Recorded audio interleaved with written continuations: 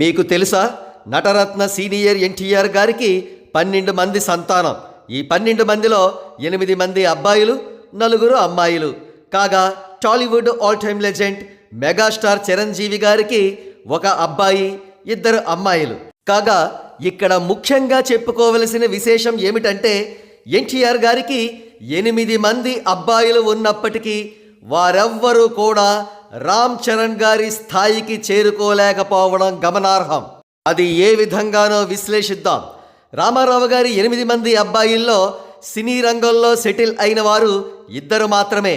వారెవరంటే నటసింహం నందమూరి బాలకృష్ణ, నందమూరి హరికృష్ణ. మిగిలిన 6గురిలో పెద్దబ్బాయి 1962లోనే చనిపోగా మిగిలిన 5గురు ఇతర రంగాల్లో సెటిల్ అయ్యారు. వారి పేర్లు కూడా చాలామంది ప్రజలకు తెలియదు. ఇకపోతే హరికృష్ణ గారు సినిమాలు చేసినప్పటికీ ఆయన ప్రధానంగా క్యారెక్టర్ యాక్టర్గానే ఫోకస్ అయ్యారు. రామారావు గారు రాజకీయాల్లోకి వెళ్ళిన తర్వాత ఆయనతో పాటు హరికృష్ణ గారు కూడా రాజకీయాల్లో ప్రవేశించి అప్పట్లో చైతన్య రథం నడిపేవారు. ఇక మిగిలిన వారిలో రామారావు గారి సినీ వారసత్వాన్ని కంటిన్యూ చేసిన ఒకే ఒక్కడు బాలకృష్ణ గారు. ఆయన గత 4 దశాబ్దాలుగా సినీ ఇండస్ట్రీలో హీరోగానే ఉన్నారు. 90స్లో టాప్ 4 హీరోస్లో ఒకరిగా ఉన్నారు.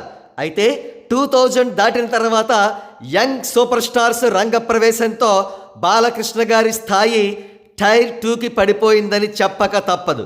ఇక రామ్ చరణ్ గారి విషయానికి వద్దాం.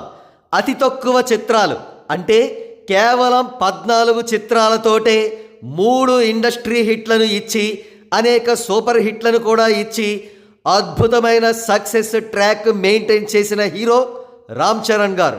ఇక్కడ మరీ ముఖ్యంగా చెప్పుకోవలసిన విషయం ఏమిటంటే, బాలకృష్ణ గారు తన కెరీర్ మొత్తం మీద 3 ఇండస్ట్రీ హిట్లను ఇవ్వగా రామ్ చరణ్ గారు ఆ ఫీట్ కేవలం 14 చిత్రాలతోనే సాధించారు. బాలకృష్ణ గారు కూడా నటించలేని విధంగా ఇండియాలోనే దిగ్దర్శకులు రాజమౌళి గారు మరియు శంకర్ గార్ల దర్శకత్వంలో నటించారు రామ్ చరణ్.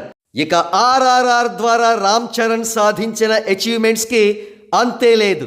అల్లూరి సీతారామరాజు గెటప్లో ప్రపంచవ్యాప్తంగా ప్రేక్షకుల మన్ననలు అందుకుని ఇండియాలోనే మొట్టమొదటి గ్లోబల్ స్టార్ అనే గుర్తింపును పొందారు.